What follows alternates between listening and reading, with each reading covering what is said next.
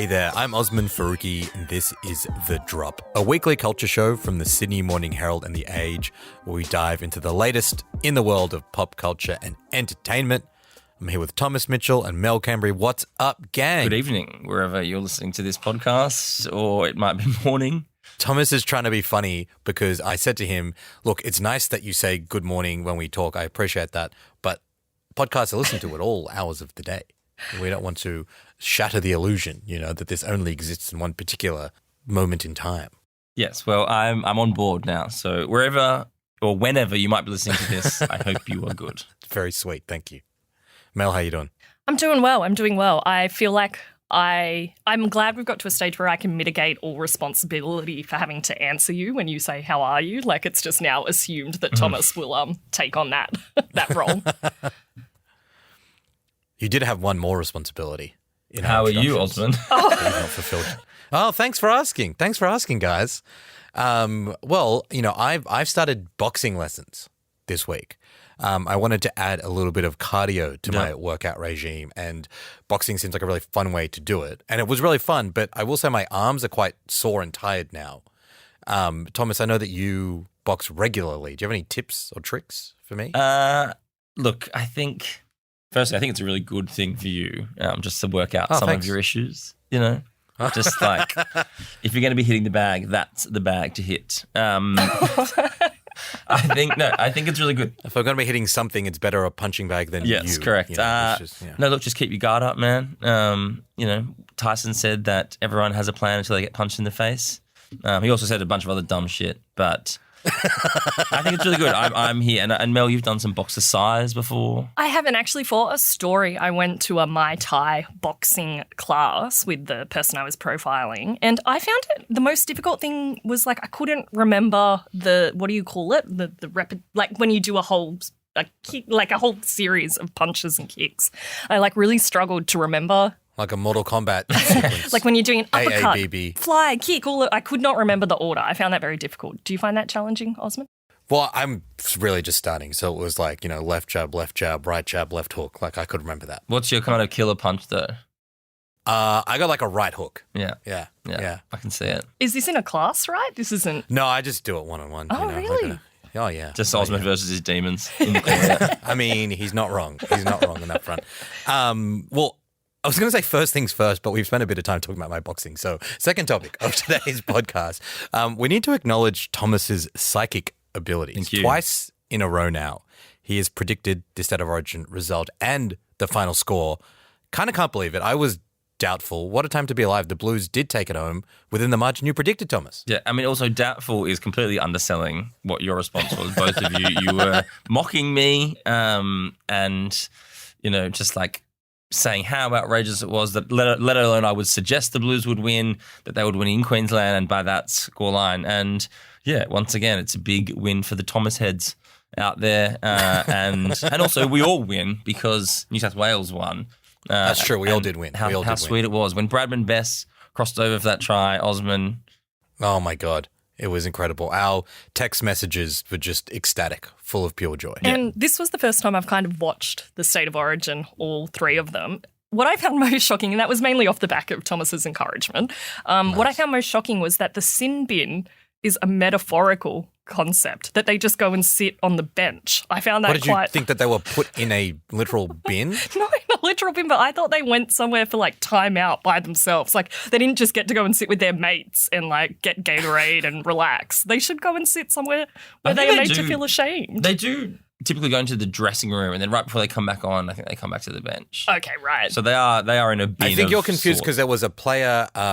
Was it Angus Crichton who just preemptively sat down before he was sin binned, and then he had to get up and then was sent to the sin bin? Yeah, okay, maybe that threw me. There you go. I'm still learning. Yeah. But yeah, I mean, I think it was a great night for everyone, and probably, winning State of Origin in Queensland, one of the great male fantasies. Speaking of great male fantasies, can you guys believe it's been 20 years since Entourage debuted on HBO? God damn, we are old, folks. That is crazy. The show, I think, shaped way more men in way more ways than they will ever willingly admit, though perhaps Thomas and I will admit that on the podcast a little bit later. We're going to discuss why it's the greatest show of all time while Mel mercilessly mocks us for being retrograde Neanderthals. We're also going to discuss the extraordinary dominance of Charli XCX's Brat, not just the music, but the vibe, the aesthetic, the memes, the Brat summer the Northern Hemisphere has had over the past couple of months, and talk about how maybe Brat summer has reached a peak and potential decline with the political embrace of the meme, in particularly Kamala Harris, aligning herself so closely with this kind of funny, weird countercultural brand. And speaking of Harris, we talked a little bit about US politics last week. It's very funny for us as a pop culture podcast to weigh in, and I am keen to get your guys' takes on, who Kamala should pick as her vice president. But there's been a real convergence of pop culture and politics. This is a very American thing. Obviously, they're very into their celebs running for president. Reagan, Schwarzenegger as governor, Trump himself, I guess, is like a cultural celebrity turned politician. I would say maybe now we're living in a period where there's a little bit too much pop culture in politics. George Clooney wrote that opinion piece for the New York Times that I guess kind of started the avalanche of people saying Biden should step down. I don't know if you guys caught Aaron Sorkin's op-ed on the weekend. He wrote, so Aaron Sorkin, obviously, creator of The West Wing, Sports Night, The Newsroom. He wrote The Social Network, Molly's Game, very well-known writer. And a lot of people love to make fun of The West Wing for how kind of cringe it was in its politics at the time and this kind of small L liberal fantasy. He wrote the most Aaron Sorkin opinion piece of all time where he was like, Joe Biden should step down and I know who should be the nominee. It should be Mitt Romney, the Republican. And people are like, Aaron Sorkin, that is crazy. And then the timing was hilarious because 2 hours later, Biden stepped down and Kamala Harris was the nominee. And Sorkin tweeted something like, oh, no, just for the record, I agree with Kamala. This is really good. This is really good. Real galaxy brain stuff for him. But seeing the list of celebrities kind of come out and say things, Spike Lee was very quick to throw his support. I think he called Kamala like the girl or something like that. Good on you, Spike. Robert De Niro said thank you to Joe Biden for stepping down. It's one man in his 80s, applauding another man in his 80s. Hopefully doesn't mean that De Niro will also step down from his acting prime. And then on the other hand, Trump has Hulk Hogan and Kid Rock. Did you guys watch any of those performances from the RNC? What did you make of it? I mean, like as a WWE fan, in my younger years, I was like, oh, Hulk Hogan's still alive, barely. But yeah, I mean, it is very funny. Like, I guess just like seeing Kid Rock and Hulk Hogan, like if you would have found two celebs that were like so aligned with Trump land, I suppose that makes sense. But I think generally, like on both sides, people have this real, I think, like pushback against seeing anytime they feel that a celebrity is like, kind of trying to push them in a particular way or, just even involved with the political movement. I think our, like suspicion of celebrity kind of activism is so high right now that like, I don't know how much weight. I mean, you're right in that the Clooney piece, I think, he's such a big, important Democrat. He's like almost like his relationship to the Democrats is less of like a celebrity thing. Like he's properly involved. Yes, yeah. He's like a major donor and like that held weight. But I think generally we're wary of celebrity activism now on both sides of the corridor. Yeah, I think that's probably true. And they've become like obviously increasingly visible players in global politics because of their fan bases and their media reach and their access to their own platforms. It's an interesting question for democracy, really, not to make it too serious because they're... Make it serious, man. We're talking about the presidential election. This is serious stuff. That's true. Because their power comes from their ability to kind of attract attention, but they have no political expertise. So, I mean, that is kind of... whether that translates to electoral influence and policy is an interesting question. I don't actually think it does. Same with you, Thomas. Like, I don't know if it changes the poll results. And we have seen in the past really high-profile endorsements that have made no difference. I think maybe it has the biggest impact on the celebrity's public image. Like, that's actually where the biggest change is. Yeah, because it's funny. It's already like with the like Kamala thing. It's like so many people I've seen tweeting like, where's Taylor? Like kind of waiting for the Taylor drop to be like, and maybe she is one of the few people that still can like move the needle. Like if Taylor Swift came out in support of Kamala, really hardcore, like telling people to vote, telling people to sign up, would that maybe, change things? I actually agree with you that is maybe the one person that could. I largely agree with what you guys have said. I think in an American political context, someone reminded me of this yesterday. We'll talk more about the Charli Kamala thing. And I was like, well, does that really matter if someone like Taylor Swift or Charli XCX endorses Kamala Harris? Like how many, 22-year-olds listening to Brat are like, well, I was going to vote for Trump, but now Charlie's come out, I might switch. But then they reminded me that the US has their, non-compulsory voting system. And there's a lot of young people who feel very cynical about both sides and might just stay home. But someone like Taylor Swift saying, hey, guys, if you want to protect abortion rights or whatever, you should get organized and register and go vote. That could shift the dial in a way that probably like De Niro and Spike Lee even probably are not going to.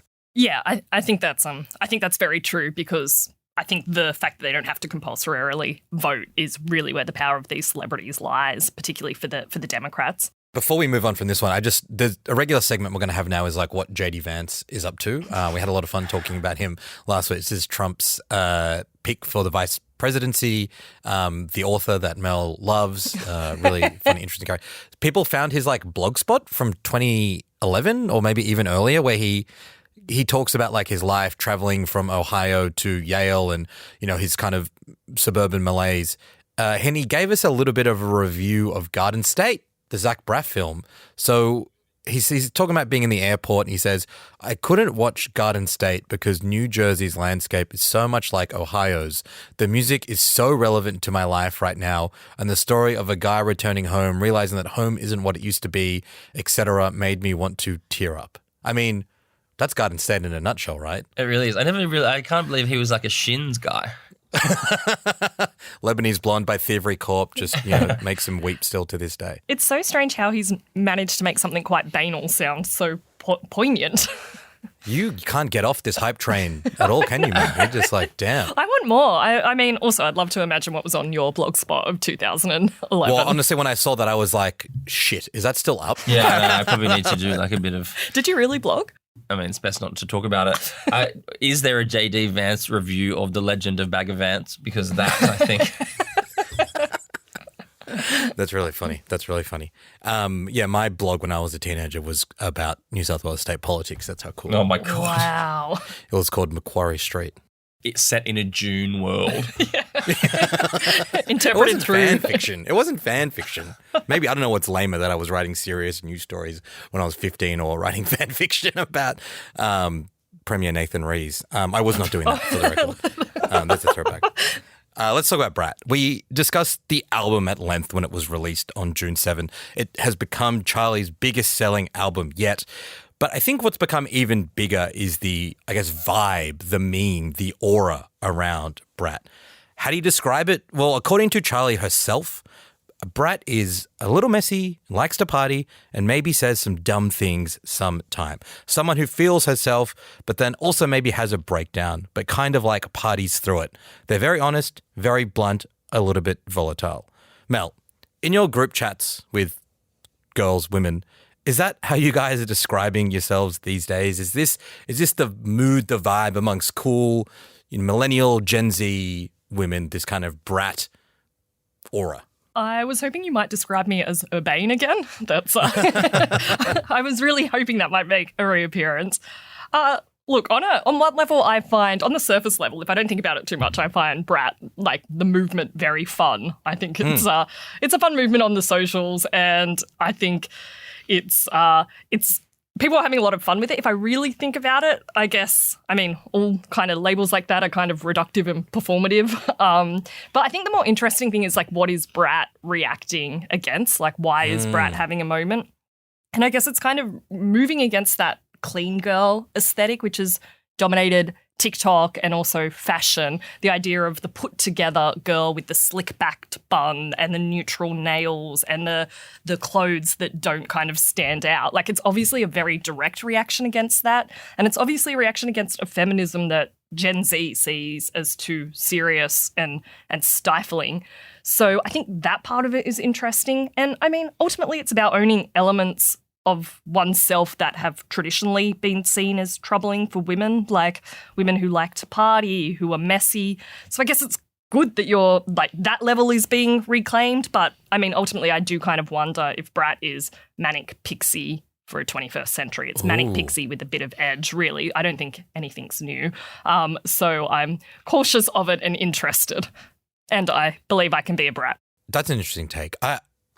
Thomas, loath as I am to ask you this question in particular, but one thing that stood out to me about that kind of Charli description of it, and it certainly seems to like resonate with the way it's being deployed by people I know on social media. And there's the kind of like, just like, we're girls and we're a bit wacky, we like to party, but we're also a little bit dumb. That does seem to be a vibe at the moment. And to Mel's point, it does also seem to be a bit of a reaction to this kind of broader idea of, like, I don't want to get too ideological about this stuff, but like this mode of feminism that we seem to be in, reflected through culture of that kind of like girl boss, work hard, you can make it all work, get what you want.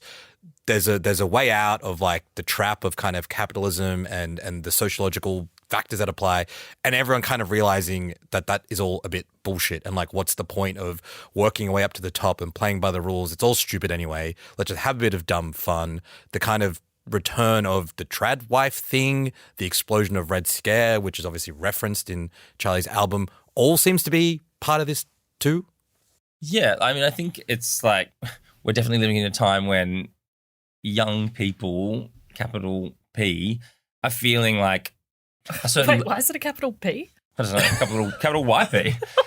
I'm feeling like a certain level of hopelessness, and I think that has manifested itself in this, like for young millennial women. It's kind of like the way you get ahead of like the future that's been dictated to you anyway, and like I that makes so much sense to me. Like it's a kind of grim outlook out there for so many people, like both here and overseas, and in all kind of aspects of life, and so like this makes sense that it's popping up again. Like I do agree this is just a repetition of, like stuff we've seen before, like, like the whole hot mess thing that was like big in the kind of late. Which was also a form of manic pixie, I think, like exactly. a development. I remember that there's a whole hot mess episode of the Mindy Project where that character was completely Brat.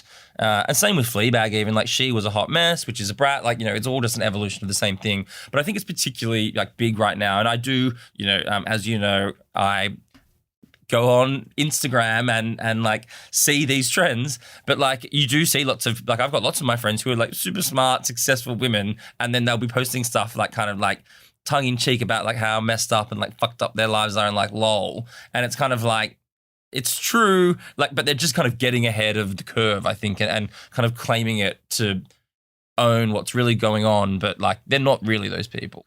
Yeah, it's not cool right now to be successful and to be playing by the rules. It's cooler to embrace a kind of nihilism or irony and just lean into that, even if, you work in finance 14 hours a day. That's not what you want to project. But then I also think like there is a genuine sense of that nihilism that you're describing in terms of just how a lot of people, our generation and younger, feel about where the world is going.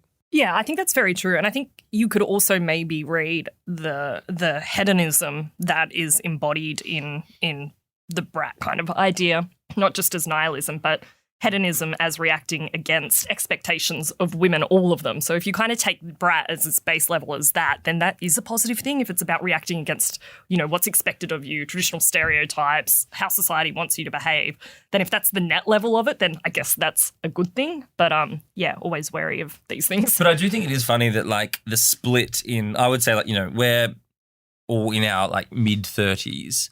I think like the people that I see around me, like in my, like echo chamber, the women especially who are like adopting it, it definitely is in more of like a like kind of performative, like this is a funny trend. Like I'm happy to like jump on this for a bit. Whereas like I think the origins of the actual Brat movement that, perhaps Charli was referring to, and maybe like, women in their kind of like early 20s really talking about is a more genuine feeling of like, well, this is all pretty fucked, like whatever. Whereas I think like the older you get, it's like you can clock the vibe and you can clock the trend and you're like, oh, this is quite a fun one for me to jump on. But like also I have a, $800,000 mortgage and I get paid $200,000 a year and like I'm, planning my second child and shit. Yeah, like totally. If you're going to be kind of partying all the time and not caring about things, the early 20s is the time to do that. Yeah, exactly. There is a visual element to this as well. It's defined by like the Brat cover art, the lime green, that sort of simple font, and Charlie's aesthetic on this, very like early 2000s club Brat kind of energy. It is kind of everywhere. And then to your point, it's like a lot of this is me passing this through what women I know are posting on Instagram. And it's just like anytime there's anything green, people on holiday, they're like, you know, I'm in Brat Copenhagen right now, Brat London. And that has been, I mean, it's kind of fun. It's just nice that there's another universal-ish meme that everyone kind of understands and has jumped on. Pretty harmless, pretty cool. But then it starts to bleed into politics. Everything fun and good and organic ultimately gets eaten up by big machines in some capacity. So Kamala Harris, we didn't say this explicitly. She's, you know, the presumptive Democratic nominee for the presidency, in case people haven't been following that stuff super closely. She has a tendency to say slightly odd things. You guys across the coconut tree thing? Yeah. Yeah, it's a really funny clip. My mother she would give us a hard time sometimes, and she would say to us, I don't know what's wrong with you young people. You think you just fell out of a coconut tree? You exist in the context of all in which you live and what came before you. So all of this. Opponents of Harris have made all these videos mashing up, you know, like slightly wacky things that she said and trying to expose her as this, you know, quote unquote mad woman. But then fans of Harris have like kind of reclaimed that and remixed those videos using tracks from Brat, adding kind of like lime green colors to it and being like, Kamala's Brat, man. This is it. She's a bit messy. She's a bit dumb. She's going for it. She's zannied out. She's at the club. This is how it works. A couple of days ago, Charli herself tweeted after like Kamala became the presumptive nominee, Kamala is Brat. Harris's team is using the Brat font as their banner image on social media. So they are like really like loving this alignment, and these two forces, this kind of like club energy from London to Washington, D.C. have bizarrely merged together. And, you know, you could say that like this is the peak of Brat. You could argue that perhaps this is the beginning of the end of Brat. In Australia, the Queensland Premier, Stephen Miles, posted a TikTok where he was at the workshop where they were building new buses for Brisbane. They were lime green. And he was like, buses are so Brat. I feel like when the Queensland Premier is posting stuff, it's like done and dusted. The Kamala thing, I think, is a little bit more interesting. I'm keen to talk to you guys about whether or not you think this is the beginning of the end of Brat now that it's been so embraced by like the democratic machine, or is it Brat evolving into another level of cultural dominance? I mean, I fear it's the beginning of the end. Like after they retweeted the Brat thing, my father-in-law, who is, and he won't mind me saying this, a big Trump fan, he texted to the family group and he was like, what is this? Like, what is Brat? And then it's just a series of messages where he was like, also, I'm hearing that potentially Biden is dead.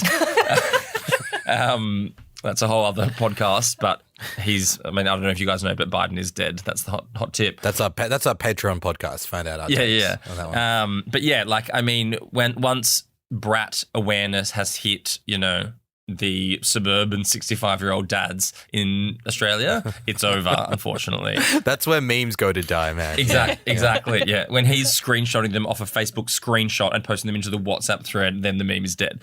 But no, yeah, I think you know, like, good on them for doing it. And also it was actually perfect for their campaign because, like, you know, she's coming in like kind of behind the eight ball. This is, of all the great, I mean, to use another state of origin phrase, of all the great hospital passes, Biden has absolutely center in, and, you know, like Gordon Tallis is bearing down on her. But I feel like that gave her a bit of momentum. Like that, this has given her a bit of a, like, you know, the campaign a kickstart. There's like something to rally behind. People are, you know, like, think it's really funny, but I just don't know if it's kind of the beginning of the end for Brat Summer. Yeah, I reckon it's definitely the beginning of the end. I would have thought, like, you know, these social media trends hit their peak and then come down the other side. So I would have seen that coming in the next few months. I think this has probably hastened it, particularly because the people who were enjoying this trend were much younger. The people appropriating it are much older. So I think it will start to get used less. I think it'll go through its period of being ironically used now. Like, it was genuinely used. Now we're in irony stage, and then we'll look back on this in a few years and be like, well, that was that brief-lived Brat Summer. But I think the use of the politicians using it is interesting because I do think it then, even though I think Brat is political, it doesn't ostensibly seem to be. Whereas I think when politicians use it, it takes it into the it takes it into the domain of the political, which then makes it less kind of universal. And then, claiming to be Brat or describing things as Brat then becomes a political action. So then it's, less used. So yes, I think it's the beginning of the end, but I'm glad you're wearing green today, Thomas. Yes, that's true, actually. Who do you think benefits more from this alignment between Harris and Brat? Like, Thomas, you said it gives her this like boost, a bit of energy. I agree with that. Generally speaking, I'd be like the celebrity loses out, but Charli is someone who's finally like really done well in the US market after plugging away for a while. It'd be interesting to watch the charts and be like, if this does enter the American kind of conversation for a week or two, and a whole bunch of people who are like, oh, what's this about? Listen to her albums. Potentially this is a big boost for her as well, in swing states like Michigan and Yeah, I think that's probably true. And maybe they're trying to get the Barack Obama, when he first went into office, had that whole kind of coolness behind him, like he was a cool candidate. And so maybe they're trying to replicate that in this way as well. I think the other part of this is that, like, even though there's a chance that Charli gets some, extra streams out of it, there's also a risk in, like, I wouldn't say that, like, Charli or Brat heads necessarily overlap neatly with, like, Democratic vice presidential candidates who used to be cops and prosecutors and, have, conservative foreign policy. So there's also, like, I've seen Charli XCX fans, this is the risk for celebs in this space, be like, ugh, this is so lame. Like, this is not what I want you to be using. Like, if you're like a 24-year-old girl and you've been pumping out Brat content in between like really hectic radical political slides, and then all of a sudden Charlie's like, Kamala is Brat, you'd be feeling pretty pissed off with the stock you bought a month or so ago, right? Yeah, that's true. Yeah, I guess it's kind of, it's probably one of those things that we're obviously sitting here discussing it. She probably just like, knowing Charli as I do, she probably just like fucking fired it off and was like, this is funny.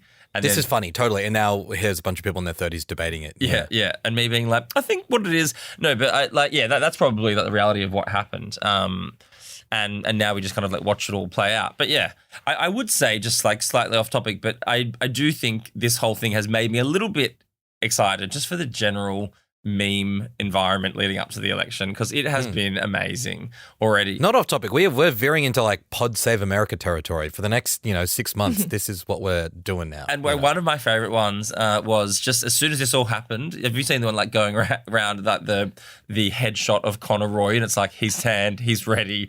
I was like, man, amazing. This was the guy we should have had leading it. Like the internet is just going to do it. So this has been obviously a very insane and turbulent kind of like few months in the lead up to the election with everything that's going on, like between Biden pulling out and the assassination, and the internet is just like fucking doing what it does best. Man, you said few months. It's been like 3 weeks since Donald Trump was shot in the head and Joe Biden's pulled out of the race. It's crazy times. Yeah, Tenacious D was an unsuspecting victim of this. But then how wild is it that the Trump news, it's like certainly said something about the world we live in the news cycle, that Trump, our former president and presidential candidate, nearly being assassinated is just like not around on news websites that much anymore. Can I say something controversial? Please. And don't take this as an endorsement, but like, honestly, Trump is Brat. He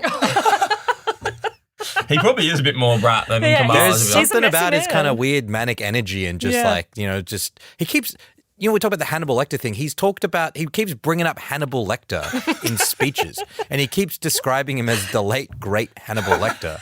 Like he thinks he's a real person who is both good and dead, when he is not real, famously not a good guy, a serial killer and a murderer, and in canon, not dead. It's one of the most perplexing cultural overlaps with politics I've seen. He also has like the messy hair, like he's like a bit of a club rat, and he's just been at Fabric or something bendering for 24 hours, and he like wakes up and then... He's a bit disheveled and makeup isn't right. Yeah, and like there would be some fucking Brat parties at Mar-a-Lago. Oh, man, who's going to write that piece? Yeah. But I've said it. I've gone out on a limb. I'm going to get assassinated. I thought what you were going to say is that, like, at this point, I almost wondered, obviously, Trump, assassination was, like, very sad. We don't want that happening. And, it's kind of done wonders for his, like, resurgence. Is, like, if Biden was to pass away from COVID, does that trump a near assassination? Like, where do we... what is the hierarchy of... I think the sad thing is, we're just fully talking about politics now. I think like the Biden thing is over, man. It's like, it's Kamala now. And I think if Biden died, people are like, that's sad. I think people would move on kind of quickly and just be like, Well, November is about Kamala Yeah, goes Trump. it's kind of like when That's someone's it. grandparent Yeah, dies, but they're really old and they've been really sick. Well, he wasn't taken too soon. Yeah. Yeah, it was like the average life expectancy in America is like 78. He's 82 or something. Yeah. Like, it's kind of the least surprising thing that could happen. Yeah. How do we eject from this conversation? All right, allow me. Yes, well, look, it's all very crazy, but allow me to blow you away with something crazier. Obviously, Trump is preparing for his second tilt as the Republican nominee. In 2004, he was preparing for his very first season as host of The Apprentice. In some ways, the beginning of his kind of rise to power. That show kind of like blasted him into wider culture, and then he obviously found a career in politics. But you know what else was happening in 2004, Osman? Well, it was a big year for premiere television. It was when a show about four guys from New York who moved to LA to make it big first premiered. It's been 20 years since Entourage was released. People say Sopranos changed television. Men know it was Entourage. Men were killing it on HBO in that year. Like, women had Sex in the City. We had Sopranos, The Wire, Entourage. Like, take me back, man. No wonder people are voting for Trump. Like, make fucking HBO great again. This is crazy. I know. It's why you guys keep calling it the golden age of television. I keep telling you it wasn't. The golden balls of television. It was and remains, I think, a pretty divisive show in terms of whether you're an Entourage head or you really hate it. It has a lot of fans, and I think both for the kind of fantasy elements of just watching a bunch of rich guys have fun in LA, and also, like it's a satire on Hollywood and movies and the whole, cult of celebrity in that kind of peak 2000s era as well, but has faced a lot of very fair criticism for the sexism, homophobia, and racism that is imbued, I guess, in the DNA of the show itself. Before we kind of unpack this show, I want to talk about like why it was such a phenomenon, its legacy, what worked, what didn't, why it is so divisive. I want to ask you guys about your relationship to it. Mel, first up, what is your history with Entourage? Well, I've been lucky. I've been able to go the last 20 years without watching it. Wow. But I kind of think of it, you know how in Barbie there's that really great montage where men are playing Matchbox 20s push and they're talking about The Godfather? I would put Entourage, like you could have subbed Entourage into that and it would have worked. But in saying that, a lot of smart, sensible, sensitive men in my life have enjoyed Entourage. And so for me, that is interesting and worth my consideration.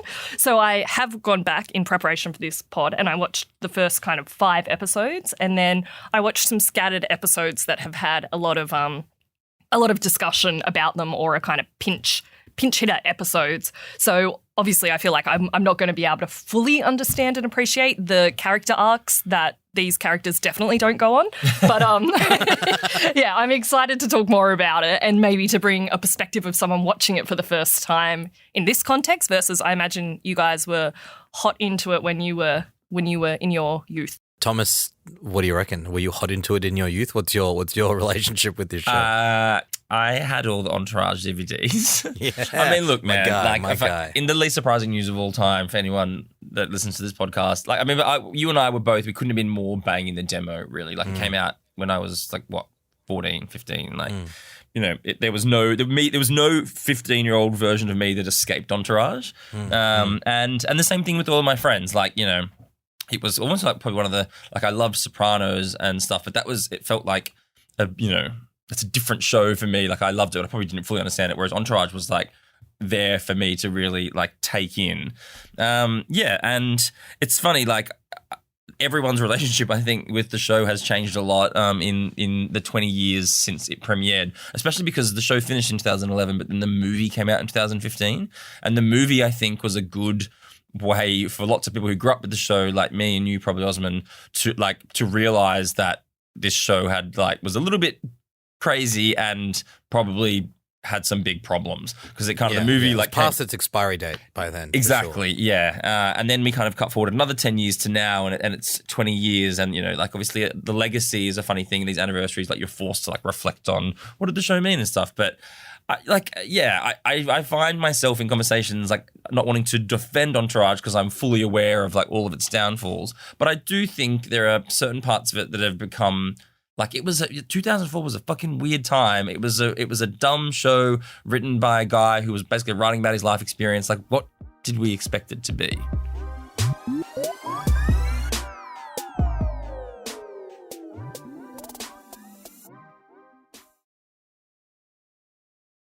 My experience is pretty similar to yours. I think the only thing I'd add is that every time I do a rewatch, and I do one every couple of years, I did one last year, I'm sort of surprised by like, and maybe because my memories and expectations of its politics and stuff are so low, I'm kind of surprised by the quality of the writing and some of the acting and some of the storylines. And yeah, like, look, I think a lot of people talk about the misogyny inherent in the show, and it's like fair to say that there are very few women characters who have anything in the show other than just like they're hot models that the guys want to have sex with. There are like obviously a few women characters that are a bit more fleshed, a bit more interesting, but there's so many episodes where like that stuff actually is not really part of the show. I think a lot of people who haven't seen the show think it's like every episode it's like which smoking hot perfect 10 model will Vince and the gang hang out with. And that does happen. I'm not trying to pretend that there isn't an element of that there, but a lot of it is like, and increasingly, especially the first half of the show, the first 4 seasons, and seasons 2, 3, 4, where it's about, Vince trying to get Maddie in and these stories about Hollywood or whatever, the kind of sexism of the show fades a little bit into the background. And you're like, oh, there's a reason why this show was interesting, compelling. It wasn't just softcore pornography. I think the bits that really stand out to me are like the homophobia and racism, particularly directed from Ari Gold to his assistant Lloyd. I mean, Ari Gold is one of the funniest characters. He's also a bad person. So he says this stuff. It's not necessarily the show endorsing homophobia and racism, but he's never really subject to backlash for it.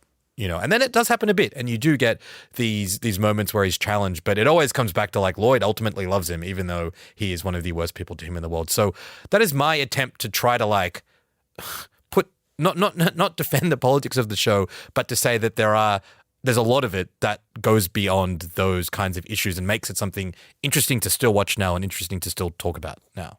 Yeah, I agree, and I think it's very easy to be like it was a silly show. It was the kind of Emily in Paris of its day. It was something you could watch and just take on surface level. Like, it's very easy to say that, but the thing is that show was so immensely popular and so had such wide reach that it is worthy to consider what the fantasy was that people were so interested in. Like, I'm not saying, in this discussion, like, I don't think the show is pretending to be anything other than what it is. But I think the discussion point is, why did so many people connect with that idea? And what does that say about us collectively? Definitely. It's a really good point. I mean, like, very quickly, for anyone who's totally unfamiliar with it, it's like loosely based on Mark Wahlberg's real life, his crew moving to LA when he was in the 90s, navigating Hollywood, working their way up, run-ins him and his crew have with studio execs, with other celebrities, with other actors. Every episode's kind of standalone. There are some season-wide arcs about movies and things that they're trying to get into. A lot of celebrities make cameos. James Cameron famously is trying to make a superhero movie called Aquaman, at a time when everyone was like, superhero movies, good luck, man. And now they're so dominant. There's even like a movie called Ferrari that's in the film. There's a Gatsby film. All these movies happen before their equivalents in real life. And honestly, for me, when I was thinking about this conversation, I was like, did I really fall in love with like cinema and Hollywood and the art of like, making these things and caring about producers and studios through Entourage? And I reckon I probably did. I reckon I learned a lot of the language and the stories and the details of this stuff watching this show that made it seem really interesting and dynamic and weird, and actually wanting to learn more about it. I don't know if either of you guys can relate to that. Yeah, for me, that is by far the best part of the show, is the Hollywood element of it. And it's the insider stuff. One of the episodes I watched, which was really good, was everyone stressing about whether the film would have a bigger opening day than, was it Spider-Man, I think? Yeah. And that it was all of that stuff. It was the role of the agents, the film choices, the pressure from producers, the publicists, the kind of mechanics of the industry that I found most interesting, and was by far the best part of the show. And the part that I think has stood the test of time, only because a lot of it is strangely prescient of films that did get made, of things that have happened in the industry. Yeah, I think I think keep in mind, this is 2004, like before we fully were like in the stranglehold of reality TV. And like Doug Ellen, the creator, tells this story so regularly about how like so many people when the show started thought they were real people. Like thought it was he was like, this was a documentary. Because like, you know, we have a genuine appetite for that stuff now more than ever. Like, you know, if Entourage was to be made in 2024, it would probably just be a fly on the wall following, like, I don't know, Timothée Chalamet as he visits a bunch of boulangeries or whatever. But like, I think that's how far we've come. yeah. I think it would be so boring. I'd much rather watch the Vincent Chase one. But like, I think, you know, the voyeuristic element was a huge part of what made it so good. You know, people love to peek behind the curtain of anything, but especially Hollywood, this, you know, huge system that we're all like, you know so much about. And, you know, we watch the movies and stuff, but to figure out like, what does a movie star do like on a Tuesday afternoon? Like that shit is interesting. And that's why I do think like, you know, the kind of revisionist history of Entourage and the very like fair criticisms of it, you know, the fact that it does have like, it's like, you know, there's lots of misogyny. It is really racist, like, but the criticism that has become so loud that it's like reduced the rest of the show to like, oh, it didn't really offer anything. Whereas like, I don't think that is true. Yeah, and I think really smart in terms of that reality, like what's real, what's drama. The show lent into that. Like it had real actors like Mandy Moore play fictionalized versions of themselves. And so you really felt like you were getting a peek into how it works. Who fuck knows if that's actually the case. I mean, in that vein also, there was a character who was a very wealthy and powerful film producer who went to Sundance and threatened people a lot and was very aggressive and quite large. And his name was Harvey Weinstein in the show. And it was obviously a reference to Harvey Weinstein. It was one of the first pop culture kind of statements that this guy exists and he's a monster decade before the kind of revelations in the Times and the Me Too movement. So the show was very knowing about a lot of this stuff.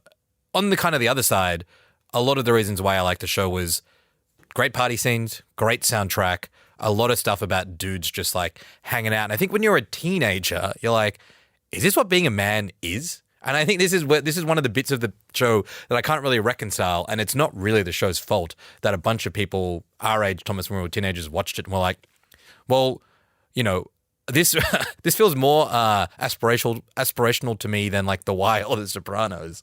My dream is just get enough money and like smoke weed with my friends, go to basketball games, get front row, you know, seats, and just hang out. That was what I thought peak being a dude was. Yeah, and I was saying this the other day. Like, I think everyone or dudes watched that show and thought they wanted to be Vince when all of them were being Turtle at the time. Like, that's who they were, and Vince was aspirational. I mean, you're kind of very gracefully sidestepping the element of how these men treat women as being also kind of potentially aspirational. You know, the show presenting that as that's what men are like. I mean, I think that argument, and you do see it a lot in defense of this, that the show is about male friendship is like wrong and kind of silly. Like, I think that's a silly argument, or like it's an argument that doesn't take into account what that male friendship is. Like, it's about, I was thinking of, you know, Leo's pussy posse. Like, we'd never say that was male friendship. Like, that's, if you really think about what bonds these men, it's money, power, and women. That's their currency. That's what the friendship and the status in the group is based on. That is the codified behavior that creates their Sex, friendship. money, power, baby. Yeah, what's the issue? That's it. Like, and yeah, you can have issues about that, but I don't know, like, if you can make the case that the show says anything deeper about friendship other than what I've just said. That in that world. I agree with you. I don't think it actually does. And even when I was writing my notes on this, I was like, oh, it's about male friendship. And then I thought about it, and I'm like, what does it have to say about it? But here's the thing, right? I'm keen on your thoughts on this, Thomas. You're right, Mel, that it doesn't go beyond that. But there weren't really a lot of shows that just portrayed what it means to be a guy. Like, you're having issues with your girlfriend and you talk to your friends about it. You're having issues with your job and you talk to your friends about it. They didn't talk about it particularly well. It wasn't like deep insight into the nature of like how to navigate relationships and your career. Really, like, not a lot of TV shows where like men were talking about stuff in the mid 2000s. I was just trying to say it's more relatable and accurate issues than like Tony Soprano talking to Uncle June about the RICO Act, you know? Yeah, I mean, like, I kind of agree. I mean, like, I think it, you know, of course, that was how it was framed as this show about male friendship. And I do think like a lot of the people around the show have done a lot of like hard work in the, time since it finished. And they've like kind of been reading the room on what people think of the show. And they've been, trying to be like, no, it was always about male friendship. Like, I appreciate all that. I do think that, like, I kind of agree, like, not to play a game of comparisons, but like Sex and the City is the obvious comparison in that it finished right before Entourage started, I think. And that's obviously, often Entourage was called like the male version of Sex and the City. But like, that version of friendship, like Carrie is famously the worst friend in the world. Like, I think there are, I know you've only seen a few episodes, but there is a lot in this show that like, that bonds them aside from like getting fucked up and having sex and stuff. Like you have like, Johnny constantly kind of being the fact that he's just like, the punchline for him is that he can't quite achieve anything. But like they really like deal with shit like that. Like I do think that the standard may be low for like TV shows exploring or really like interrogating male friendship. I think this show tried to do it. Nah, I don't think so. Yeah, and also, I think so. I mean, like, is Carrie telling her friends she would never have sex with the bisexual man, better or worse than E helping Vin navigate like a professional crisis? I think it's the level of engagement. Like, I guess there are two things. Like, if we're talking about what this show says about friendships, obviously the friendships in Sex and the City are more intensely examined. Like, those dynamics are way more complicated. And when they're talking about sex, it's brought to the table for discussion. Whereas I think in this show, it's like the throwaway line of virgins are too much responsibility, or have you ever fucked a girl on a period? Like, that's not a kind of interesting or developed discussion, and it doesn't have to be, and they're questions. But like, I guess what I'm saying is like, it's not attempting to be men seriously unpacking relations with women. It's not intending to be that, and I don't think it does do that. I don't really buy the argument that it's like an insightful way of discussing. No, I think we're actually probably more in agreement on this one than in disagreement, because I also don't think it is like, the holy grail of like good conversation. I'm just trying to say that there was so few of those things happening in television that it actually is a bit like, oh wow, men are talking about like the bar is so low here that just men talking about anything to do with their lives, their families, sex existed. And I'm not trying to say that like men are underrepresented or were underrepresented in television, but it is kind of stark to think that what are the dramas that existed before Entourage of groups of men existing together and talking about things that aren't teenage, like, 90210 or The OC, that sort of stuff. That was very like in high school stuff for people in their kind of like 20s. I don't know what that show was. And certainly by the time Thomas and I were teenagers, I don't know what that show was that was on. Yeah, I think that's fair. And I mean, Sex and the City made an impact in the same way, in the sense that it was an avenue to show women on TV talking about their issues. I mean, I know you keep saying you couldn't relate to Sopranos, but I do think that Mr. Soprano is a far more relatable male than anyone in this show. Respect. Like, he struggles with his role in the family, in society. Don't worry. The older I get, the more I'm like, I fucking get this shit. No, but like, it's a far more relatable presentation of what it is to be human. This is fantasy, and that's fine. Like, I think we just need to be like, it is fantasy. It is a projection. It is, it's the cinema of desire, if we want to get Freudian on it. Like, it's just fantasy. It is fantasy, but the dynamic between those four guys, like, for better or worse, definitely like, because essentially they've all got like Arrested Development. They're basically high schoolers. Yeah. The dynamic between I hate to tell you, Mel, when four guys get together, that's what they talk about. It's very similar to how like people interact like in high school, like how, and like, there's always someone trying to be the big dog. Everyone's taking the piss out of each other. Like that's not like. I'm sorry to say, my group of friends was a lot more like that than like fucking Sal and Tony and Christopher sitting at fucking Satriali's. Though you did eat a lot of ham. Yeah, we had the cured meats, but that was where it stopped. There's a problem with modern society is that a lot of women of a certain age grew up watching Sex and the City and thought that's what they should emulate. A lot of men grew up watching Entourage, thought that's what they should emulate. Everyone in politics and media watched the fucking West Wing and thought that's what they should emulate. We're all kind of like breaking the world because we were raised by kind of weird and kind of fucked up HBO shows. Yeah, I think that's probably true. And that's why I always think that like it's good to discuss these shows and their meaning, even if it's not like what the show is intending to do, and like it's not about the expectation of the show, but it did influence so many people, and the type of men and women we have today are a result of pop culture, and that's why culture is so important. Yeah, that's why it's so interesting, because we can all acknowledge the limits as to how good or bad it was, but the reality was it did influence human beings in terms of their thinking and approach to stuff. Thomas, you spoke to Doug Ellen, the creator of this show. What did you learn from him about Entourage during the time and its legacy? I think he has a complicated relationship with the legacy. He, especially the 20th anniversary was just last week. HBO maybe put up a single Instagram post to celebrate it. And, I think it's fair to say that had this been the 20th anniversary of Sex and the City, it would have been a much bigger deal. So he is very much, I would say, a bit defensive about what's happened to the show, especially his relationship with HBO has disintegrated a lot. And he thinks they basically have tried to distance themselves. And I do think, in some ways I tried to understand where he was coming from. I think he really is just it was 2004. This was what I knew. This was my life. I spoke to Mark Wahlberg. We wrote a fun show. That was it. And now he's kind of frantically trying to figure out what's happened to his show. And, not that we need to feel bad for Doug Ellen. At the same time, he is doing a lot of overtime trying to be no, it was all 100% satire. All of it was satire. Yeah. And right. Look, man, it was a comment on how Ari was a racist or whatever. Yes. And I was look, man, I loved the show, at the time and stuff. And I still enjoy watching it. But all of them, fucking all these girls all the time, is not a, biting satire on, the power of fame and being a famous actor. Sometimes you were just doing it because it was fun shit to film and you knew that your audience would absolutely lap it up. Yeah, and I kind of get he's I imagine no creator ever wants to make something that is so dated, and not only make something that is so of its time, but is so now retrospectively often shorthand for a red flag. So I kind of get why he is on the defensive about it. Yeah, in 20 years now, when people talk about the anniversary of this podcast, we'll be claiming, oh, no, that was all satire. Don't worry about it, guys.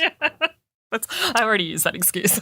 Yes. So I thought that was interesting. And then basically he just kind of does a lot of podcasts now, plays a lot of pickleball. Did he ever make anything again? Well, no. So he's kind of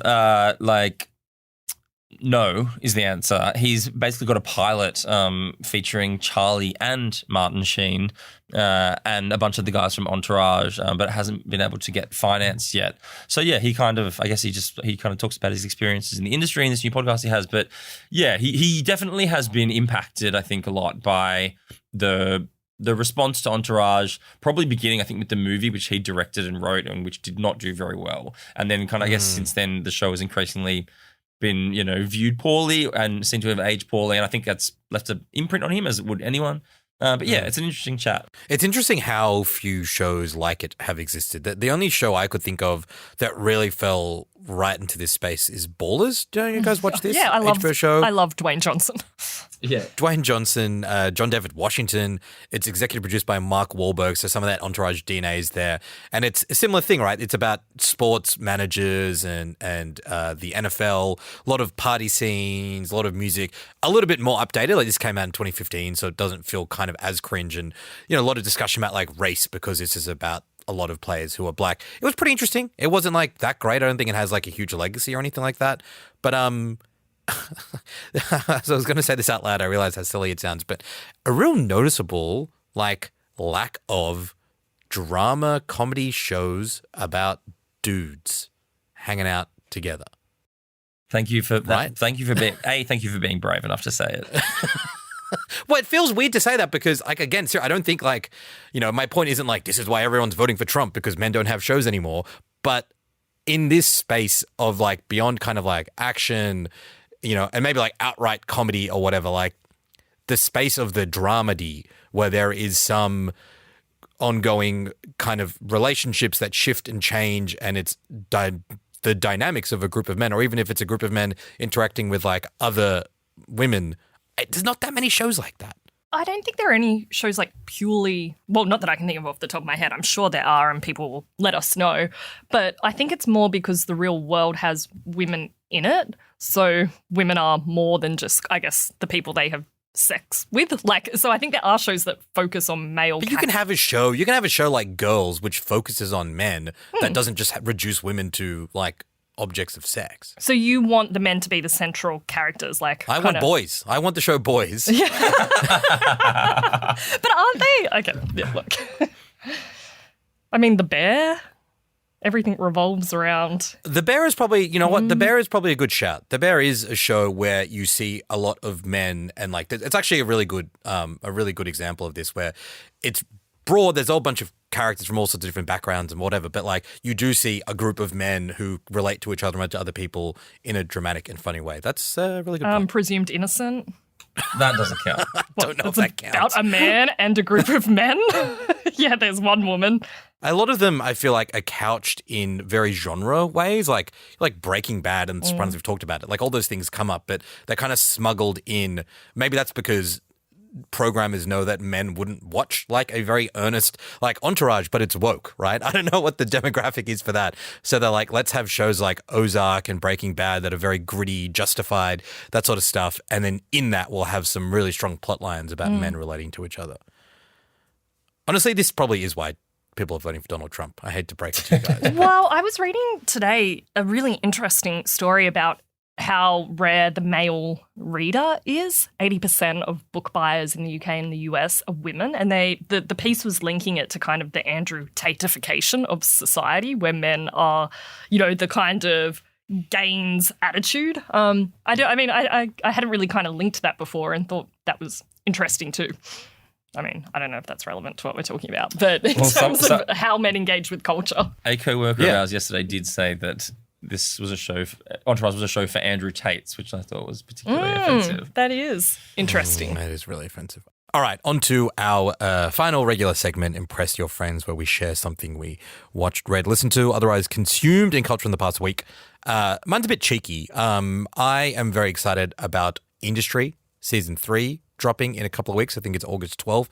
I've been doing a rewatch of Seasons 1 and 2. I really like the show. It's fun. It's like called a slightly dumber mix of Succession and Euphoria. Like, that's fair enough. It's set in the high-powered world of finance in London. Bunch of young people get their cadetships, I guess, traineeships there. They try and like do deals, and they have a lot of sex and they do a lot of drugs.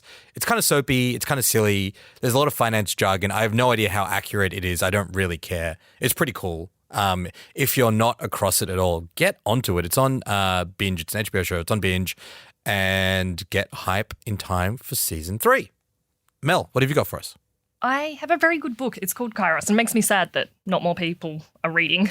It won the International Booker Prize. It's by Jenny Erpenbeck and translated by Michael Hoffman. It's about this love affair between a student and a married man. There's kind of 30 years between them. They meet on a bus in East Berlin, and their whole relationship, which is a really destructive and complicated relationship, kind of intellectually and emotionally charged. And it's set against the backdrop of the collapse of kind of East Germany and the end of the communist dream. It's this really beautiful book.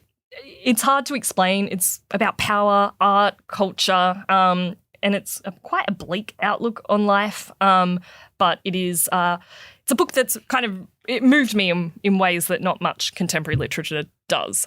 So yeah, I think it's well worth adding to the list, and I think you would both really like it.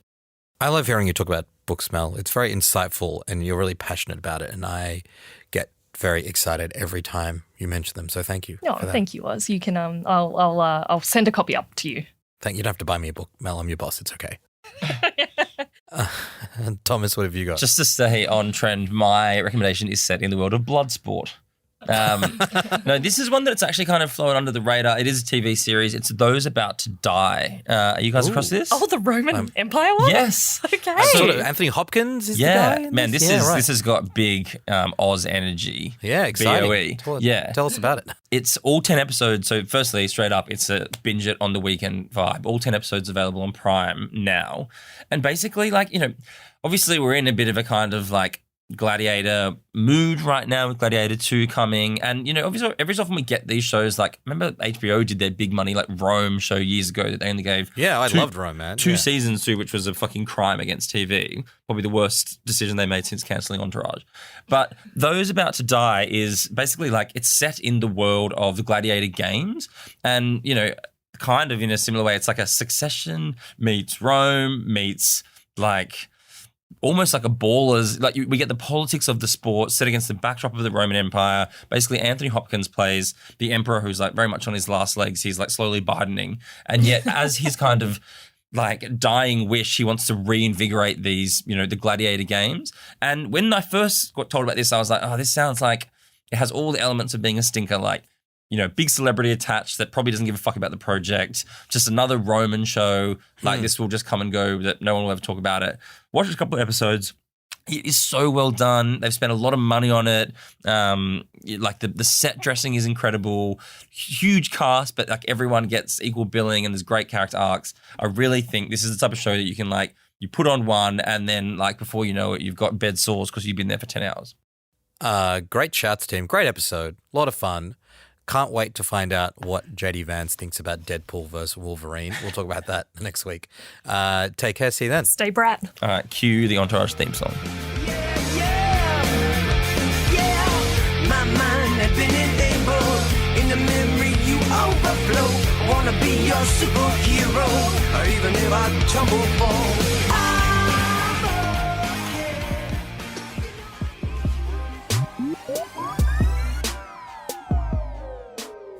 This episode of The Drop was produced by Chi Wong. If you enjoyed listening to today's episode of The Drop, make sure to follow us in your favorite podcast app, leave us a review, or better yet, share the episode with a friend. I'm Osman Faruqi. See you next week.